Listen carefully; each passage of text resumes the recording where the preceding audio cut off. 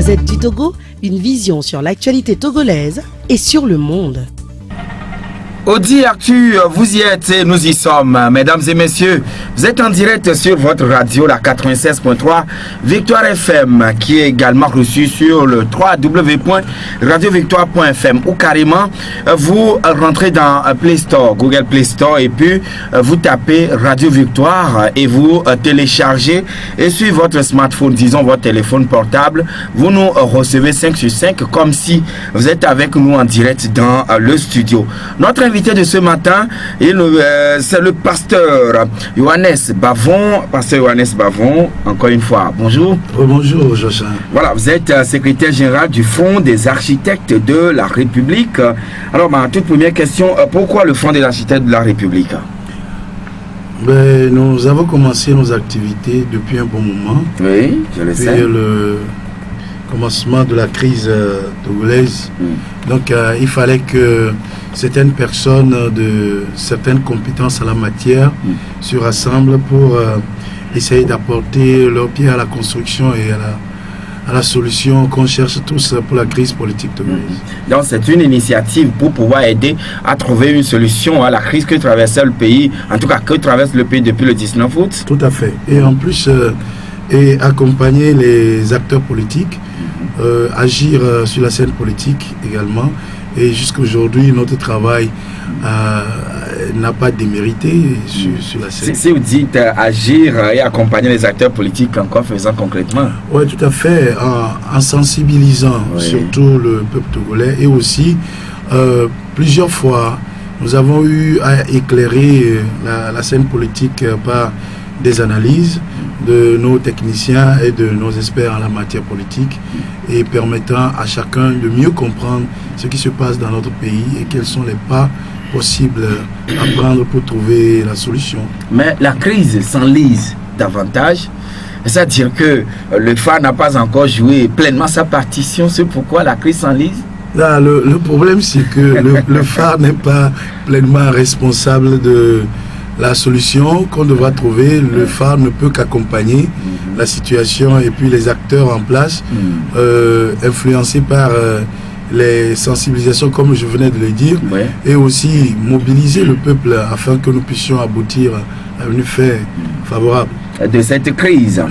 Alors, pasteur Yohannes Bavon, ce que nous constatons, c'est que hier sur les écrans de télévision, et nous en avons parlé tout à l'heure dans le journal, la Raplucia, la haute autorité de lutte contre, de prévention et de lutte contre la corruption et les infractions assimilées, a rassemblé toutes les différentes couches socio-professionnelles du pays pour lancer la campagne nationale de lutte contre la corruption au Togo.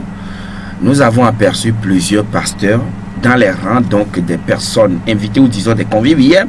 Alors, est-ce que les pasteurs ont leur place dans la lutte contre la corruption? Les hommes de Dieu. Mais la question me surprend un peu, puisque la corruption est ce qui est le plus grand mal de l'Afrique, notamment de notre pays, le Togo. Donc, toute personne, tout citoyen a sa responsabilité dans cette affaire. Bon, je dirais que nous avons besoin, vous savez, nous avons besoin des personnes qui sont illuminées et d'illuminer les autres. Donc, moi, je pense que les pasteurs ont une grande obligation à l'égard de leur société. Donc, en ce qui concerne la corruption aujourd'hui, qu'est-ce qui empêche l'individu de se lancer dans la corruption? C'est lorsque l'individu est guéri de l'ego. Lorsqu'il est guéri de l'ego, c'est-à-dire l'intérêt personnel qui surpasse l'intérêt général. Donc, je veux dire, comme nous le disons, sur le plan spirituel, les appétits de la chair. Donc, le désir de la chair, les appétits de la chair, le bien matériel, au-dessus de la valeur humaine, au-dessus de la valeur de son prochain. Donc, c'est cela qui amène la corruption à tous les niveaux. Donc, ça fait que qui est-ce qui pourrait apporter une solution sur ce terrain? C'est des gens qui connaissent plus la valeur de l'âme que la valeur des choses matérielles. D'où l'appel qu'ils ont fait aux pasteurs. La question qu'il faudra se poser est: est-ce que le lancement de cela, il faut quand même commencer quelque part, mais est-ce que le lancement de cela est là où on devrait commencer? Non, nous pensons, à notre niveau, nous pensons que c'est un travail de longue haleine. Mais tout d'abord, est-ce que vous l'avez dit tout à l'heure que la corruption c'est une gangrène qui apparemment nuit ou bien porte préjudice à beaucoup de choses dans tout pays au monde, surtout en Afrique? Est-ce que cela existe au Togo, la corruption? Non mais mon frère, vous le savez plus que moi, c'est pas une question à poser.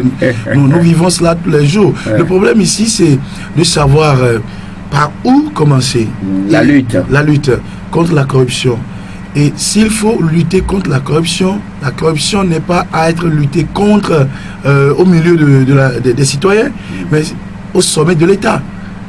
Au sommet de l'État. Oui, bien sûr, lorsque nous apprenons dans les journaux, lorsque vous les journalistes, vous nous informez sur des déviations, des détournements de fonds publics et tout cela, que nous sommes, le public est informé de toutes ces choses et pourtant dans une grande impunité, on ne voit rien, on ne voit pas la justice. Personne n'est inquiété. Voilà. Alors comment est-ce que vous voulez que le peuple aille sans corruption ou bien agisse sans corruption lorsque ceux qui sont censés être l'exemple du peuple, voilà, les modèles eux-mêmes en politique, ils agissent de la sorte dans l'administration lorsqu'il y a beaucoup de brèches en ce qui concerne la gestion du bien public, le budget de l'État, beaucoup de choses qui se passent aujourd'hui. Nous avons du travail à faire chacun à son niveau. Oui, mais en tant qu'homme de Dieu, vous êtes pasteur bien sûr, est-ce que la corruption peut exister aussi au sein peut-être des églises, des mosquées et même dans les couvents vaudous? Non mais moi je vous dis que la corruption ça existe partout, même au sein des églises. La corruption est encore pire qu'ailleurs. Hein? Ah bon? Ouais, bon, soyez... Au niveau des églises, souffrez que je vous dise la vérité, parce que moi, j'aime dire la vérité. La corruption est... Nul n'est parfait, vous comprenez? Oui. Parce que l'ego dont je parle est une maladie de notre âme. C'est le fait de donner plus de valeur à ce qui est matériel. Or, c'est notre âme qui a plus de valeur que le matériel. Parce que le matériel ne peut pas créer l'esprit. C'est l'esprit qui crée le matériel. Et le matériel, ce sont des choses périssables. Voilà. Or, regardez le renversement sens dessus dessous que nous faisons. Nous donnons plus de valeur à ce qui se termine au dépotoir.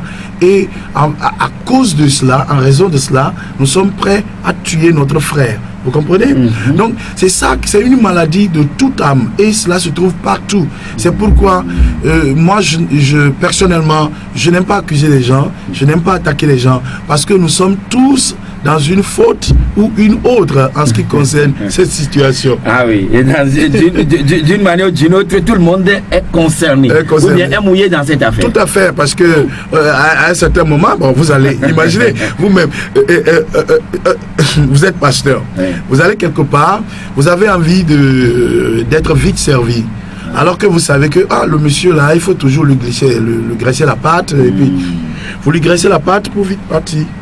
Voilà. C'est une forme de corruption. Voilà. Et c'est ce que le gouvernement... êtes corrupteur aussi. Ben oui, parce que vous voulez un service. Normalement, le service est rendu aux bénéficiaires, c'est-à-dire aux citoyens, d'une certaine manière, sans qu'ils ne paient pour cela. Le pot de vin, on n'en a pas besoin. On n'en a pas besoin dans le service, mais la situation de ceux qui nous servent, c'est une situation difficile. Et eux aussi se disent qu'ils ont besoin quand même d'un peu de soutien, d'encouragement. Et c'est cet encouragement que la loi appelle la corruption. Ah oui, mais des fois, la situation du préposé ou bien de celui-là qui doit vous rendre un service est un peu déplorable et ça vous fait pitié. Tout à fait. Alors, quand vous êtes animé de ce regret de voir votre personne, ou bien disons, votre vis-à-vis dans cette situation, vous lui glissez quelque chose, est-ce que vous êtes en train de le corrompre? Ouais, vous êtes en train de le corrompre vis-à-vis face à la loi. Ouais, vis-à-vis de la loi, vous êtes en train de le corrompre. Vous encouragez la corruption. Cela veut dire que l'individu rend service moyennant ce n'est plus des redevances, mais moyennant des pots de vin. Parce que la redevance, c'est ce que l'usager paie à l'État lorsque le service est rendu. Donc c'est pourquoi nous appelons cela le service public. Oui. Ce n'est pas un service à caractère privé. Donc là, lorsque on paie les pots de vin, là on est en train de transformer le service public en autre chose. Oui. D'où la punition de la loi. Mais nous sommes des êtres humains, vous savez. La situation que vivent nos frères dans les fonctions publiques ne sont pas des situations aussi faciles que cela. Oui. Donc c'est une situation un peu compliquée. Vous voyez le cas de Hélène Johnson au Libéria. Voilà. Elle avait fait la campagne contre la corruption et elle avait tout promis quand elle était arrivée au Libéria.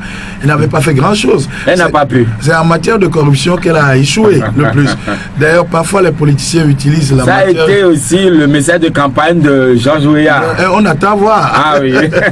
Mais lui, il continue de ne pas jouer. Alors, pasteur, la lutte contre la corruption dans notre pays, le Togo, puisque nous parlons du Togo et la Haplus aussi intervient au Togo, oui. Comment peut-on venir alors à bout de ce fléau qui gangrène et sape l'économie nationale? Voilà, c'est ce que je voudrais qu'on dise en amont.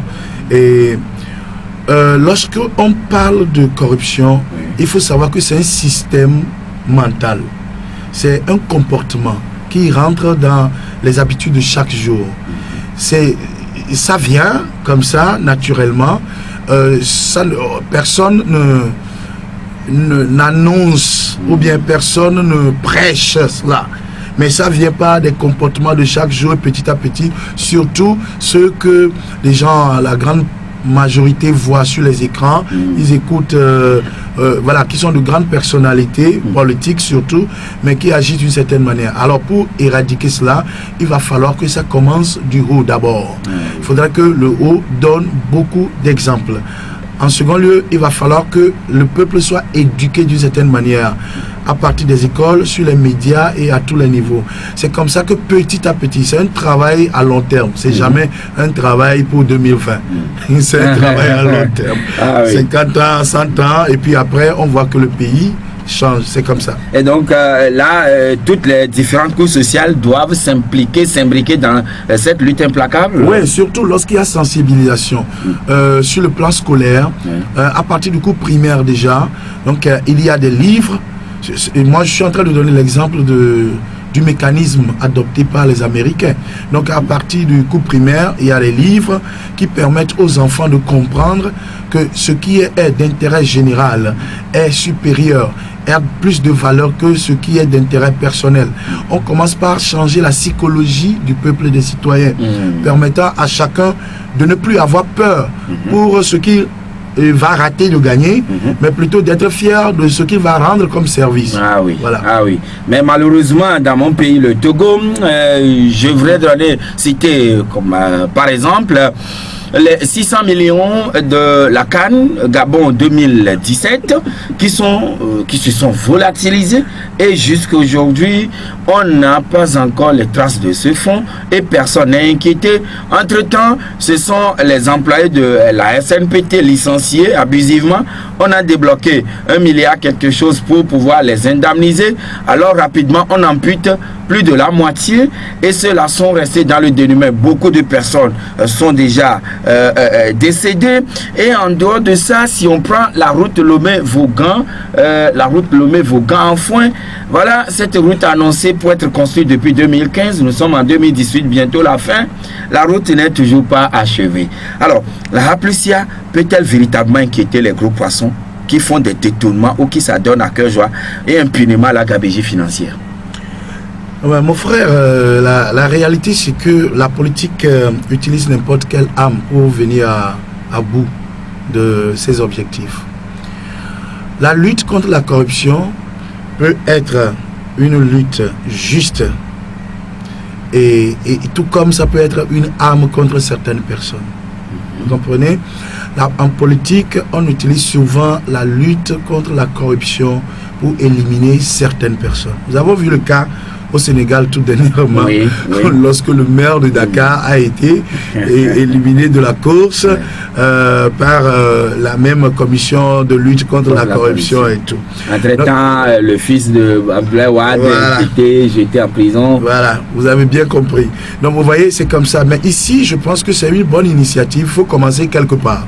Et le gouvernement a bien fait de commencer. Mais ce qui sera important aujourd'hui, c'est qu'il faudrait que le gouvernement comprenne que cette corruption dont nous parlons, c'est au sein du gouvernement même que le mauvais exemple se trouve. C'est pourquoi nous luttons contre ce système. Parce que c'est un système pour le chacun pour soi, la lutte pour garantir et protéger son avenir. Chacun est en train de lutter pour pouvoir garantir son avenir. Et ça, c'est le fruit ou la résultante de notre manière de penser pendant plusieurs décennies jusqu'à aujourd'hui. Donc quand vous rentrez dans un gouvernement aujourd'hui en Afrique, le problème c'est que dois-je gagner pour qu'au jour où je ne suis plus ici, je puisse ne plus m'inquiéter, voilà, continuer pas à vivre. Donc il faudra que cette mentalité-là change. Parce que c'est pourquoi nous luttons pour la démocratie. Oui. Parce que l'individu, moi-même je n'arrive pas à changer. L'individu de lui-même n'arrive pas à changer. Donc c'est les règles qui forcent, les règles qui contraignent les individus à changer. Donc lorsqu'il n'y a pas de règles, lorsqu'il n'y a pas d'inquiétude, lorsqu'on enfreint aux règles, donc on ne peut pas lutter contre la corruption. Donc dès lors qu'on enfreint à ces règles, est-ce que la règle doit être appliquée dans toute sa rigueur? Non, mais le problème c'est qu'il n'y a pas de règles s'il n'y a pas de contraintes. On appelle règle le test qui est doté de caractère contraignant. Oui. Donc cela veut dire qu'il doit y avoir une phase de la règle, une phase de la règle qui doit disposer de la punition applicable. Vous comprenez? Voilà, en plus de la carotte, il faut utiliser le bâton. Voilà, je pense, oui.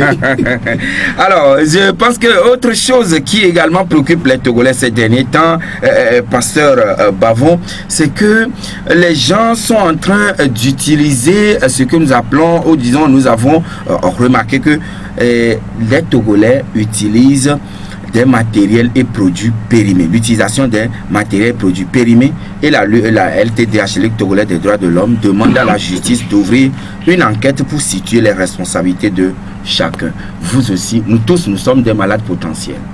Alors, tout à fait. Quand on tombe malade, on se rend à l'hôpital. L'objectif premier, c'est de recouvrer sa santé et revenir sainement à la maison. Mais malheureusement, quand on se rend à l'hôpital aujourd'hui, on a encore la peur au ventre. Est-ce que ça devrait être la situation? Non. Non, voyez-vous, ça ne devrait pas être la situation. Parce que le métier de médecin impose certaines obligations aux pratiquants de la médecine. Le serment d'Hippocrate, oui. Bon, je vais parler sur le plan moral. Oui. Le serment d'Hippocrate, dans je dirais le premier paragraphe, il dit: je considérerai la santé et le bien-être de mon patient comme ma priorité. Je respecterai l'autonomie et la dignité de mon patient. Le Code civil français dispose dans son article 16-1, il dit que chacun a le droit au respect de son corps. Vous voyez? Donc cela veut dire que nous le voulions ou non, ceux qui sont des pratiquants de la médecine doivent quand même garantir le maximum de confiance, le maximum de garantie, de sécurité en matière médicale aux patients.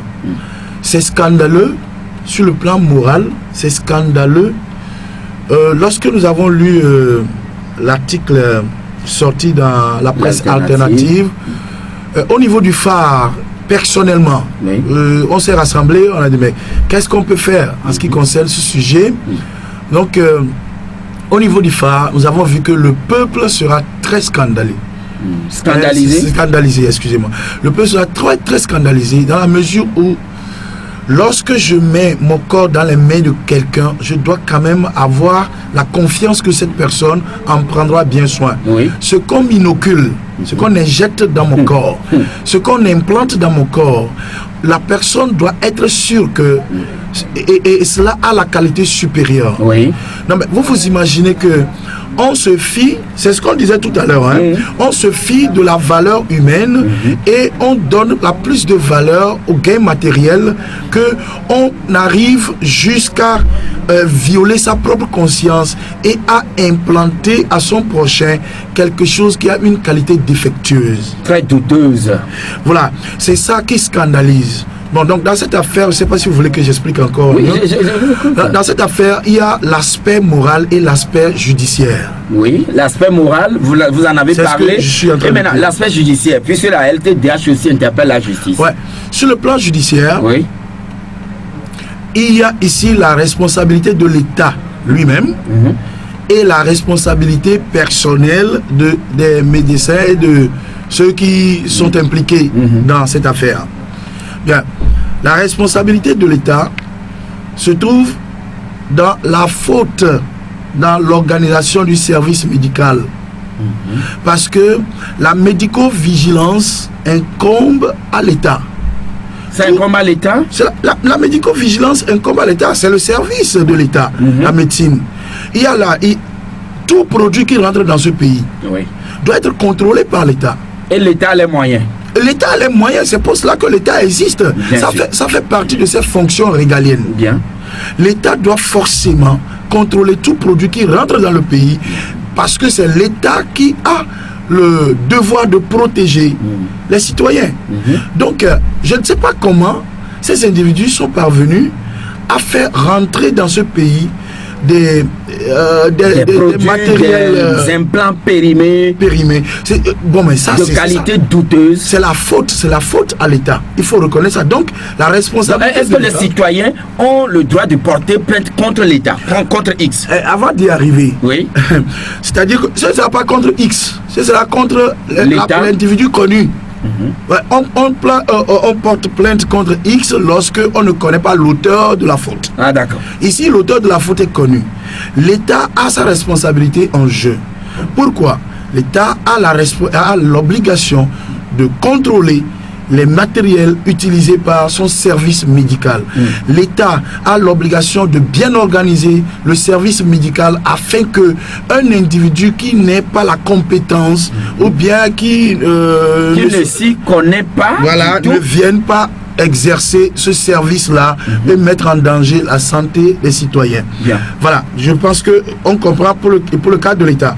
Mais maintenant, les médecins là, qui ont été impliqués peuvent aussi, leur responsabilité personnelle peut être engagée. Mais leur responsabilité personnelle ne va pas trop profiter aux citoyens, c'est-à-dire ceux qui ont été victimes de ces implants défectueux. Donc, c'est la responsabilité de l'État qui est en jeu. Donc, il reste à savoir qui a le droit ou bien qui est en position de déclencher la responsabilité de l'État ici. Ce n'est ni le ministère de la Justice. Le ministère de la Justice ne peut pas faire ça. Parce que le ministère de la Justice ne peut pas intenter une action contre l'État dans ce domaine précis. Vous imaginez que le ministère de la Justice ne fait partie du gouvernement. Ah, bien sûr. Donc c'est pourquoi. Voici ceux qui doivent agir. C'est pourquoi la Ligue a très bien fait. Vous voyez, c'est une Ligue qui travaille vraiment, je les apprécie. Donc la Ligue a très bien fait, a d'abord commencé par le ministère de la Justice, afin que le ministère de la Justice, en saisissant l'affaire, fasse quoi? Le ministère de la Justice doit recommander au ministère de la Santé l'avertissement de tous ceux qui ont été victimes de ces implants. Depuis que ces matériels ont commencé par être convoyés vers le Togo, à qui est-ce qu'on a implanté quoi? Oui. Dans quel temps? Donc, le ministère de la Justice pourra faire ce travail et on va rassembler maintenant. La LTDH aura encore le travail de rassembler tous ces patients qui sont passés par ce travail. Dans ce temps-là, voilà. Bien dans une période donnée. Dans une période donnée, parce qu'il y aura des effets, des dommages a posteriori. Bien sûr. Aujourd'hui, il peut ne pas y avoir de dommages, mais plus tard, à la longue, il y aurait des dommages. Donc, il va falloir que ces individus se constituent en une association. Et dans cette association, c'est cette association maintenant qui va défendre leurs droits devant la justice. Qui va intenter ou rester en justice contre l'État. Or, le problème au Togo, c'est que notre justice administrative et intenter une action contre l'État, vous voyez, la responsabilité de l'État n'est pas encore un droit assez développé chez nous ici. Donc ça aussi, ça fait partie des raisons pour lesquelles nous avons beaucoup de problèmes de corruption. Parce qu'on sait qu'on agit dans l'impunité, on peut faire les choses n'importe comment. Alors là, ça alimente la corruption. Et ça alimente toujours la corruption. Oui, mais quand même, pasteur, comment on peut comprendre qu'un médecin, un praticien hospitalier qui a prêté serment, qui a prêté le serment d'Hippocrate, puisse se laisser influencer par l'appât de gagner, de profiter au maximum des patients qui souffrent jusqu'à leur inoculer des produits qui ne leur sont pas adaptés. Absolument, absolument, Joachim. Vous voyez, le problème, c'est un problème de l'insanité de l'homme. Lorsqu'il y a un renversement sens dessus-dessous de la valeur, quand on parle de valeur, on parle de la qualité et du droit qu'on accorde à quelque chose. Mais lorsque l'individu arrive à accorder plus de valeur, plus de qualité au gain matériel qu'à l'individu, alors on devient insane et le délire continue. Là, immédiatement, si on peut gagner le bien matériel, vous voyez, dans ma religion, mon leader spirituel a dit, je veux parler de Jésus-Christ. Il a dit que là où se trouve le trésor d'un homme, là sera aussi son cœur. Ça veut dire quoi? Si c'est l'être humain, mon prochain qui est mon trésor, tout mon cœur sera vers lui pour le protéger. Mais si c'est l'argent qui est mon trésor, tout mon cœur ira là-bas. Sera guidé toujours. Et je vais sacrifier toute autre personne. Et là, on pose des actes criminels. Eh ben voilà, c'est ce qu'on appelle le délire, l'insanité. Mais quand même, ce qui est un peu ahurissant, c'est que le gouvernement n'a dernier réagi jusqu'à présent. Ne serait-ce que sortir un petit communiqué pour dire voilà, nous avons pris une telle disposition pour essayer d'amoindrir ou d'atténuer la situation et rassurer les citoyens. Ouais, le problème, c'est que nous n'avons pas encore la culture de la valeur humaine. Nous n'avons pas encore la culture de la valeur humaine. Et avoir la valeur humaine, la culture de la valeur humaine, c'est ce que la démocratie pourrait donner à un peuple. Même avant la démocratie, nos grands-parents, nos aïeux, la vie était sacrée dans la société togolaise, dans la société africaine. Maintenant, avec l'avènement de la démocratie, avec ces multifaces que nous connaissons dans son application partout, nous voyons que l'individu n'a plus de valeur pour son prochain. Les êtres humains ne sont que des pions que le politique peut utiliser juste pour atteindre le privilège matériel, l'apparence, le titre. Peut-être la gloire terrestre. Qu'est-ce qu'on appelle gloire? Est-ce qu'il y a une gloire là-bas? Mon frère Joachim, moi je vous dis que c'est quoi l'honneur? Ce n'est pas ça. Les gens se trompent simplement. Il n'y a pas d'honneur dans ce système de vie. C'est pas comme ça. C'est que l'honneur se trouve, l'honneur c'est pas quelqu'un qui vous le donne, c'est vous-même qui vous le donnez. Lorsque vous protégez l'autre, lorsque vous construisez l'autre, lorsque vous donnez, vous êtes la force de vie à l'autre. Vous respectez la dignité d'autrui. Vous n'avez pas besoin qu'ils vous disent merci. Vous-même à l'intérieur de vous, vous sentez une fierté. Ça c'est l'honneur. Vous êtes satisfait vous-même. Mais ces personnes qui sont au pouvoir, qui n'ont pas cette conscience de la valeur de leurs citoyens, on entend que ceci s'est passé, c'est scandaleux. Les gens sont scandalisés. Le peuple aura peur. Les usagers de services médicaux, ils seront dans la panique. Donc il faut absolument que l'autorité en la matière réagisse. Mais si on n'a pas réagi jusque maintenant, c'est parce qu'on pense que bon, ok, c'est pas aussi important, c'est pas aussi dangereux que ça. Donc la valeur humaine n'a plus sa raison d'être devant eux. Et c'est là où la politique là est en train d'être contre-productive pour ce gouvernement. Et justement, parlant de la politique qui apparemment est contre-productive pour le gouvernement, il y a quelques jours, plusieurs acteurs de la société civile, les chrétiens, les musulmans ainsi que des animistes, sans toutefois oublier des activistes, bref, les forces vives se sont constituées dans un creuset qu'on appelle Force Vive Espérance pour le Togo. Alors, ceux-ci disent la politique politicienne, c'en est de trop. Il faut maintenant penser au bien-être et à la bonne gouvernance pour que les populations en jouissent. Comment trouvez-vous l'initiative? C'est très merveilleux. C'est dirigé par un homme de Dieu. On en a besoin. On en a besoin. On a besoin de toute façon d'un sursaut patriotique. Oui. À un moment donné, de part et d'autre, on en a besoin. C'est-à-dire que on n'en aura pas de trop, quoi. On n'en aura jamais de trop. Ces mouvements, ces initiatives, ces actions envers le peuple, on n'en aura pas de trop. C'est une très belle initiative et j'encourage cette initiative. Sauf que je me demande si ils seront écoutés. Mais de toute façon, c'est ça votre inquiétude? C'est ma seule inquiétude, s'ils seront écoutés, parce que aujourd'hui, on a l'impression que le gain ou l'intérêt personnel nous aveugle, quoi. Ça nous aveugle tellement que même la raison, la moindre raison dont peut faire usage un petit enfant, et cela nous quitte.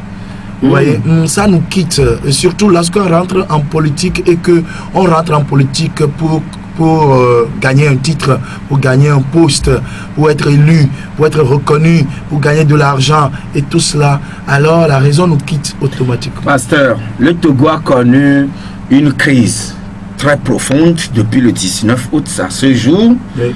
Beaucoup de vies en ont pâti, c'est-à-dire beaucoup de gens étaient morts, ont trouvé la mort, beaucoup de blessés, des gens ont fui le pays, mais la CEDEAO appelait à la rescousse, fait pieds et mains pour sortir le Togo de l'ornière. La dernière réunion, lundi et mardi, ça n'a pas pu accoucher ce que nous escomptions. Autrement dit, la crise s'enlise davantage. Qu'est-ce qui se passe au juste, homme de Dieu? Non, je parle pas en tant qu'homme de Dieu ici. Oui, je vais parler en tant que politicien ici. Parce que se passe-t-il au juste? Ce qui se passe, je vous l'explique. Nous avons un petit souci en ce qui concerne les interprétations des démarches adoptées par ou bien qu'adopte la CEDEAO. Bien, la CEDEAO, pour comprendre ces démarches, il faut d'abord arriver à décrypter le but principal que la CEDEAO doit poursuivre.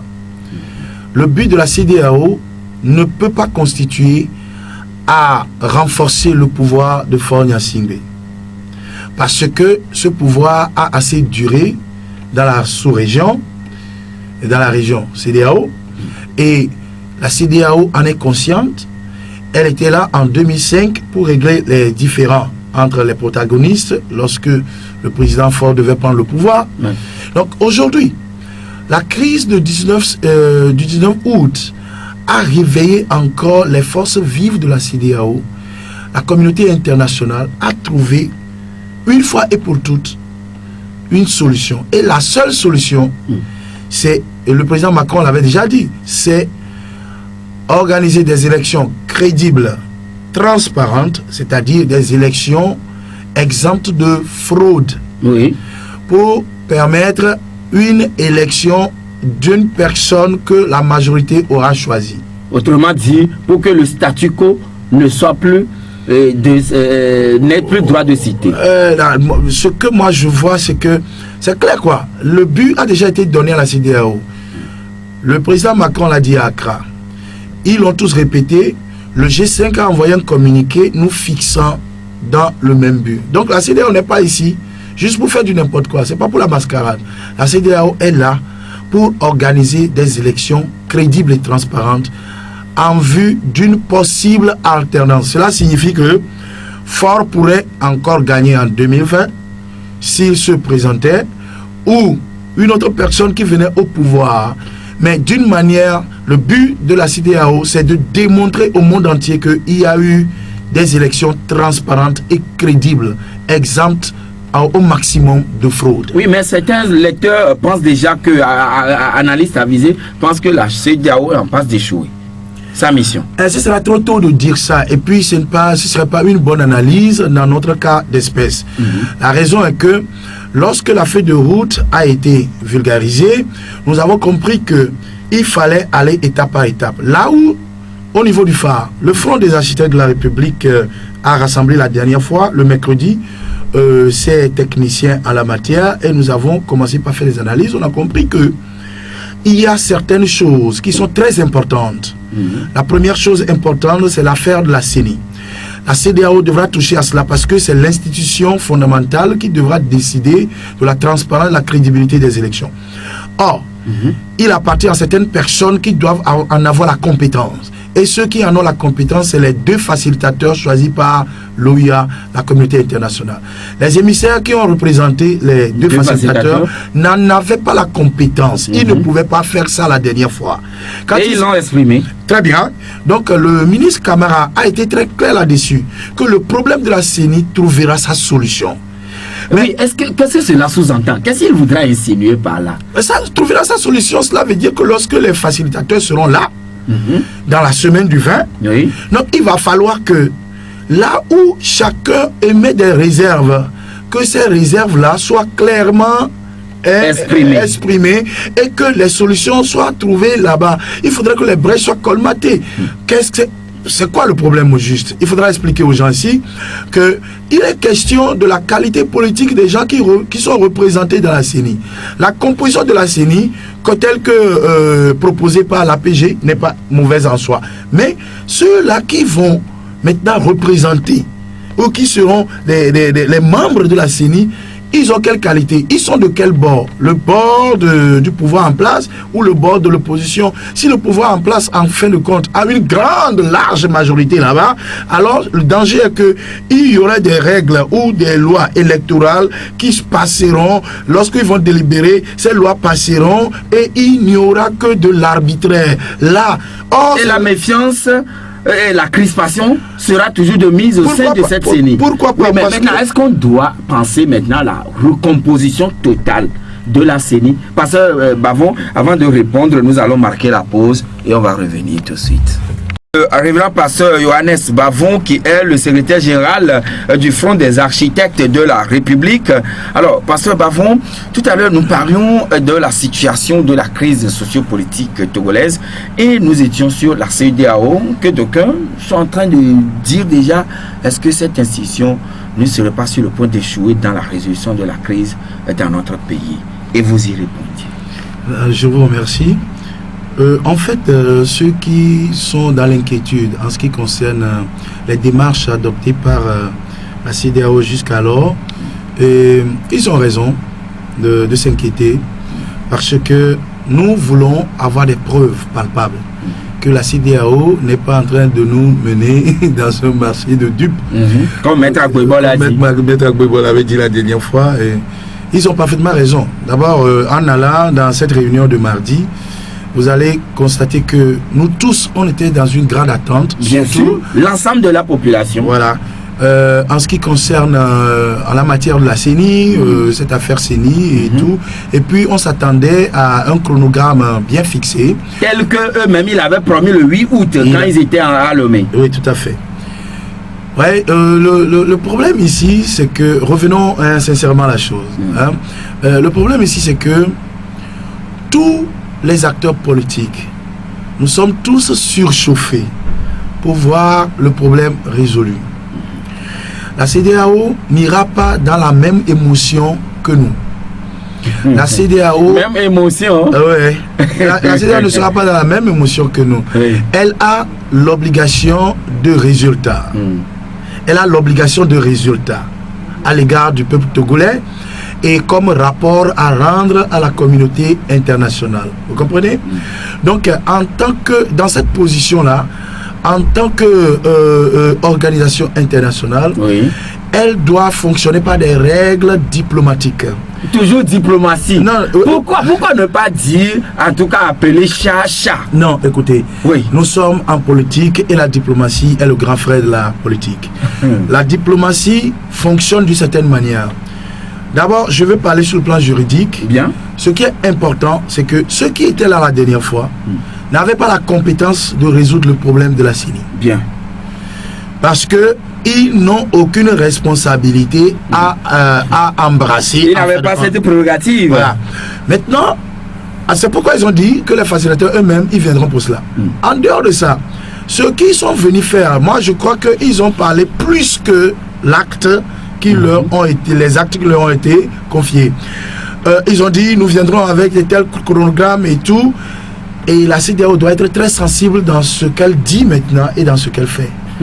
Le phare a écrit des propositions à la CEDEAO dès la sortie de la feuille de route, demandant à ce que la CEDEAO ouvre des plateformes, ou du moins une plateforme sur les réseaux sociaux permettant aux Togolais de vérifier les travaux à chaque étape, avec des preuves permettant la clarté des choses.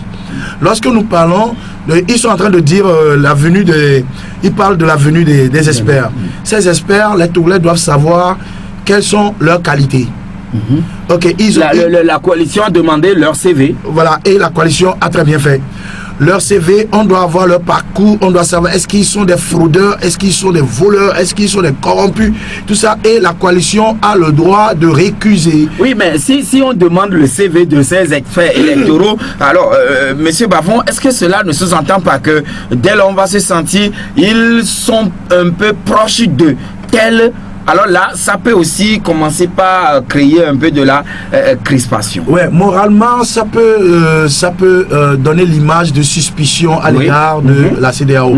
Mais là où nous sommes, nous n'avons plus droit à l'erreur. Et la coalition a bien fait de demander le CV de ces personnes. On doit quand même connaître les gens. Lorsqu'on nous dit que quelqu'un sera arbitre entre deux équipes, on doit quand même savoir s'il a une fois été vraiment arbitre.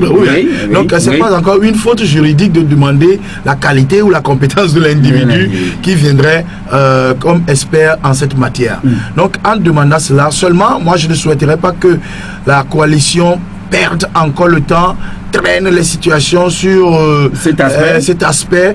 Il faut tout simplement regarder et analyser avec des fouilles et des enquêtes. De toutes les façons, les noms ont été donnés quand même. Voilà. Oui, par rapport aux experts et également aux juristes. La CEDEAO ne refusera jamais de rendre le CV de ses experts à la coalition. Parce que cela permet... Transparence oblige? La transparence oblige parce que la CEDEAO elle-même a l'obligation de résultat. Et dans cette organisation des élections, la preuve de la transparence est... Mais là où nous sommes aujourd'hui, de maintenant jusqu'à 2020, les réseaux sociaux ne permettent plus que quoi que ce soit fait en cachotterie.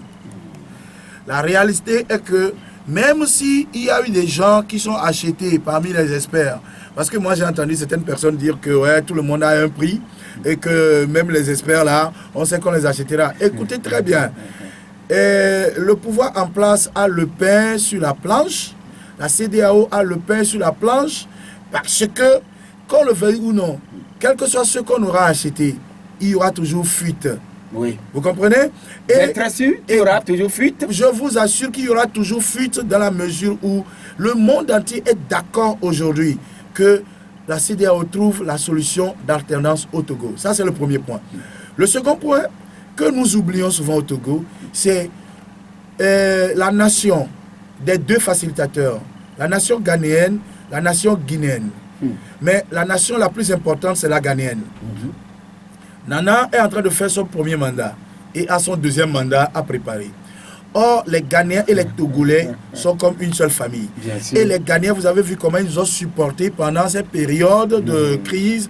Ils ont même permis l'organisation des marches dans les rues d'Accra. Et les Ghanéens même ont participé à ces manifestations. C'est pour dire que Nana a encore une obligation de résultat face à sa nation. Pour lui permettre de défendre son deuxième mandat. Il y a beaucoup de facteurs qui jouent dans ceci et ce n'est pas facile. Ce ne sera pas facile. Travaillons. Mais finalement, Nana a dû s'être imbriqué dans, peut-être, je ne dirais pas une impasse, mais une situation qui lui coûterait les yeux de la tête si vraiment il n'a pas résultat. Voilà, c'est pourquoi la CEDEAO, ce n'est pas le moment tout le temps de susciter des inquiétudes à l'égard de la CEDEAO. Donc on ne doit pas jeter l'anathème sur la CEDEAO pour le moment. La CEDEAO n'est pas notre ennemi. La CEDEAO n'est pas dans le même panier que le pouvoir. Est-ce que les acteurs politiques doivent la considérer comme telle? Mais ils sont obligés de la considérer comme telle, dans la mesure où c'est l'arbitre là qui est en train de conduire les choses. Mais si à chaque fois nous croyons que la CEDEAO est derrière ce pouvoir, bien sûr, tout pouvoir qui veut se maintenir peut passer par 1000 moyens. On peut corrompre les gens, on peut acheter des gens, on peut tout faire. Mais là où nous sommes, le facteur, le glorieux du Togolais aujourd'hui, c'est que la crise est connue de tout le monde entier. Et la CEDEAO a cette obligation face à toute la communauté internationale. Emmanuel Macron lui a dit, Antonio Guterres l'a dit, etc. Tout cela. Le troisième facteur que nous ne devons pas oublier, c'est que la CEDEAO est bien consciente que si les élections sont organisées n'importe comment et qu'en fin de compte, on nous donne des résultats bidons, la CEDEAO est consciente qu'elle sera alors l'auteur de n'importe quelle tension. De cette mascarade électorale. Appelez-la tension sociopolitique, appelez la guerre civile, appelez-la n'importe quoi. Tout ce qui adviendra, la CEDEAO en sera responsable. Elle va endosser l'entière responsabilité. Voilà. Donc oui, mais quand même, les gens ont dit, le train est déjà parti. Et les autres doivent Prendre le train en marche. Oui, bien sûr, 22 21 80 99 92 02 80 63. Vous avez quelques questions à poser à notre invité. Vous êtes le bienvenu en direct sur Victoire FM. Et le premier intervenant est déjà là. Alors, passez à rattraper. Vous voyez, les politiciens ont des manières de parler pour provoquer les autres, surtout quand on est des adversaires politiques. Et puis, il faut s'habituer à ces langages-là. Oui. Bon, mais moi, je pense que le train n'est pas encore en marche. Reste à savoir, c'est pas quel carburant et avec quel produit. Si c'est des produits défectueux, alors là, autant que le train s'arrête pour qu'on décharge de mettre le bon produit. Le train.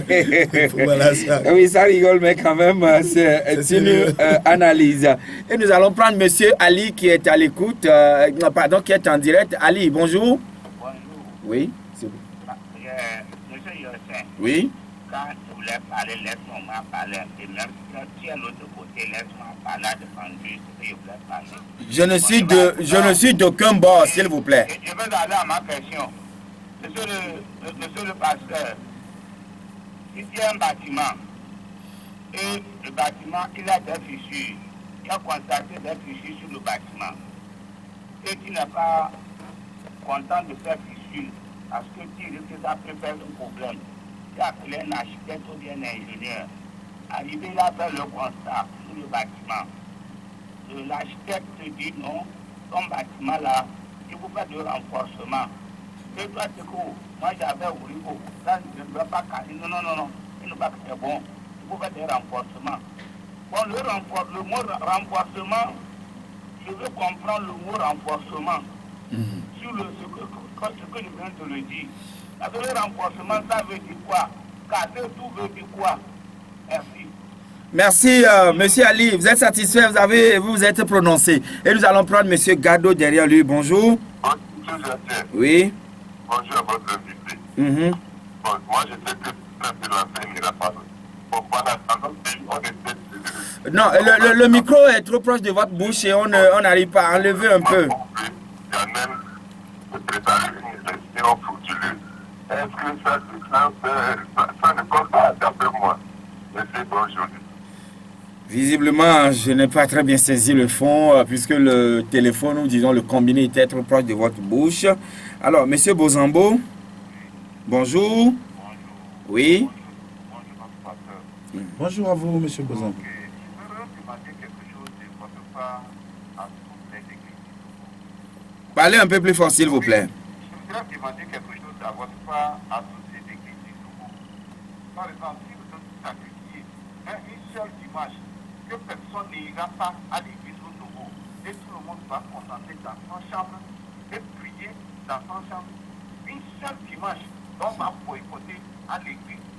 Que le Seigneur écoute ce que nous en faisons à l'église et tous les jours. Si nous restons à la maison, il va nous restaurer et pour ce pays. C'est ma question. D'accord. Bien noté, le pasteur va vous répondre tout à l'heure. Et nous allons prendre derrière lui Pelé. Bonjour. Bonjour, oui. Oui, bon, moi, d'abord, je suis parmi les spécialistes pour le dialogue. Mais, aucun, j'ai vu que la CDAO a apporté un truc de route qu'on n'arrive pas à comprendre. Mais la feuille de route en question même, c'est un peu équilibré. Et là, au niveau du pouvoir, il y a une faille.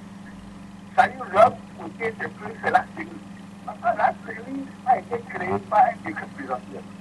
Même l'ONU, même ne peut pas stopper la CENI. Donc, cette faille-là, il ne faut pas. Maintenant, au niveau de l'opposition, l'autre côté, c'est que l'expertise qui va sécuriser la CENI viendra et on verra ce que l'exécutif va faire. Ce que l'exécutif va faire est très clair. On va demander à monsieur... Oui, finalement, c'est un commentaire sur les autres, mais quand vous avez été compris en disant que la feuille de route est équilibrée, mais c'est la CENI qui pose problème et c'est ça sur lequel le pouvoir martèle beaucoup plus. Et nous allons prendre donc Patrick. Bonjour. Bonjour. Oui, nous vous écoutons, Patrick. Par rapport à l'émission, il y a évoqué certains points qui m'ont intéressé et souvent j'ai apprécié Parlez un peu plus fort. Souvent, il a énuméré beaucoup de points de vue lorsqu'il vient dans votre institution. Mais bon, il est un pasteur et nous le savons bien. Il a dit que la corruption est partout. Je tiens à lui remercier parce qu'il s'est reconnu lui-même qu'aucun homme n'est failli. Mais il devrait encore faire quelque chose de modéré. Parce que dans son église, chaque fois qu'il parce qu'il fait tout possible pour dire que ceux qui viennent dans l'église, c'est pas... Oui, non, mais ici, nous ne parlons pas de son église. Patrick, nous ne parlons pas de l'église du pasteur et nous n'avons pas évoqué son église ici, s'il vous plaît. Alors, faisons la part des choses. Et c'est bien. Merci. Alors, visiblement, Patrick voudrait parler de l'église du pasteur, mais c'est pas bien. Alors, il a dit que vous avez bien fait en parlant de la corruption qui existe un peu partout. Mais est-ce que les pasteurs aussi sont corrompus? Parce que il nous est donné, force nous est donnée de constater que celui qui est le plus offrant à l'église, le fidèle qui vous donne beaucoup plus d'argent, le fidèle qui achète des vêtements au pasteur, le fidèle qui lui donne des bons de carburant, le fidèle qui donne beaucoup plus de dîmes, quand il n'est pas à l'église, tout de suite le pasteur demande, prions pour lui. Mais celui-là qui n'a rien offert à l'église, quand lui tombe malade, le pasteur s'en moque.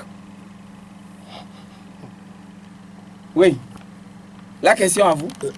Est-ce que c'est un faux constat? Non, mais un conseil erroné, autant pour moi. Bon, au fait, vous avez parfaitement raison. Avant d'être pasteur, j'ai été membre d'église aussi. Bien sûr. Et j'ai déjà constaté les choses que vous êtes en train de relever. Tout ce que moi j'ai appris dans ma spiritualité, comprenez que je suis un homme de spiritualité et non un homme de religion. Je ne pratique pas la religion. Je pratique la spiritualité qui sous-entend l'illumination et l'élévation de l'âme vers son origine divine. Donc, dans les églises, ça se fait. Mais tout ce que moi je sais, c'est que moi, dans mon église, je ne chercherai pas à me défendre. Mais la vérité, c'est que les membres de mon église, ils savent que je ne fais pas de discrimination entre le pauvre et le riche. Ça, au moins, quel que soit tout ce qu'on pourra me reprocher, du moins sur ce point-là, je me félicite de ce que le riche et le pauvre se sentent à l'aise. Mais ce n'est pas un constat qui ne semble pas être la réalité, proche de la réalité quand même. C'est-à-dire que les pasteurs le plus souvent privilégient les plus offrants à l'église au détriment des pauvres. Monsieur Joachim, je vous dirais tout simplement que personnellement, je ne peux que répondre pour moi-même. Pour vous-même, en tout cas. Alors, pour Bozambo, au niveau de toutes les églises, il faut arrêter un dimanche, c'est-à-dire prendre un dimanche et que les gens n'aillent pas à l'église et rester chez eux et prier pour que le Seigneur intervienne. Est-ce que c'est faisable? Dans quel objectif? Intercéder en faveur du Togo. Du Togo. Ah, c'est une belle initiative. Il va falloir seulement qu'il nous explique le mécanisme par lequel cela se sera fait. Parce que personnellement, je ne vois pas le mécanisme. Oui. Ah oui. Mais est-ce que forcément on doit rester à la maison avant de prier Dieu? Non, mais là, je pense que ce qu'il veut évoquer comme idée, c'est que on n'a pas forcément besoin d'aller dans un temple avant de rencontrer Dieu.